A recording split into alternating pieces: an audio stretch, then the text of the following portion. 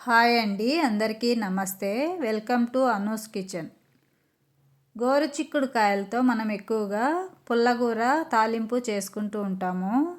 ఒకసారి ఈ వీడియోలో చూపించిన విధంగా గోరుచిక్కుడుకాయ కారం చేసి చూడండి. అన్నంలోకైనా చపాతీలోకైనా చాలా బాగుంటుంది. ఒక్కసారి తిన్నామంటే మళ్ళీ మళ్ళీ చేసుకోవాలనిపిస్తుంది.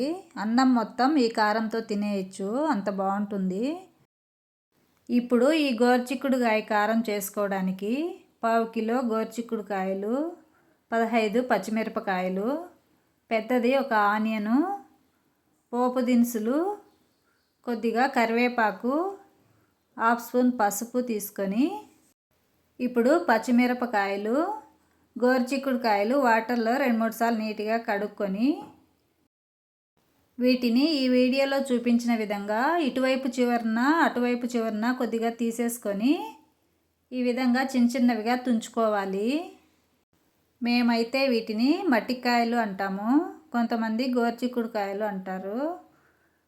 ఈ విధంగా కాయలన్నీ తుంచేసుకొని పక్కన పెట్టుకొని ఆనియన్ కూడా ఇలా చిన్న చిన్నవిగా కట్ చేసుకొని ఇప్పుడు మిక్సీ జార్లోకి తుంచి పెట్టుకున్న గోరుచిక్కుడుకాయలు,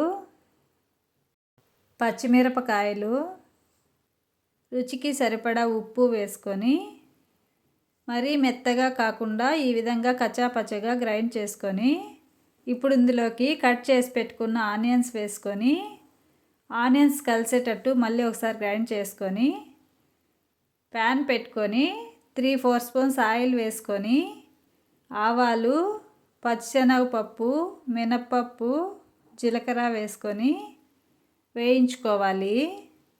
ఇవి కొద్దిగా వేగిన తర్వాత కరివేపాకు, పసుపు వేసుకొని 1 నిమిషం బాగా కలిపేసుకొని ఇప్పుడు ఇందులోకి గ్రైండ్ చేసి పెట్టుకున్న గోరుచిక్కుడుకాయ కారం వేసుకొని కలుపుకుంటూ 4-5 నిమిషాలు వేయించుకోవాలి.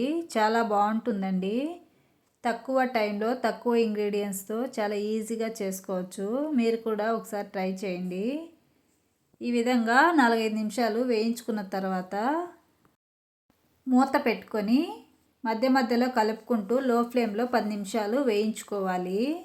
10 నిమిషాల తర్వాత మూత ఓపెన్ చేసుకొని ఈ కారం అంతటిని ఒకసారి బాగా కలిపేసుకొని స్టవ్ ఆఫ్ చేసుకోవాలి. అంతే అండి, రైస్ చపాతీలోకి మంచి రుచికరమైన గోరుచిక్కుడుకాయ కారం రెడీ అయిపోయింది. మీకు ఈ వీడియో నచ్చినట్లయితే లైక్ చేయండి, షేర్ చేయండి. ఇంతవరకు నా ఛానల్ని సబ్స్క్రైబ్ చేసుకొని వాళ్ళు సబ్స్క్రైబ్ చేసుకోండి. Thank you for watching.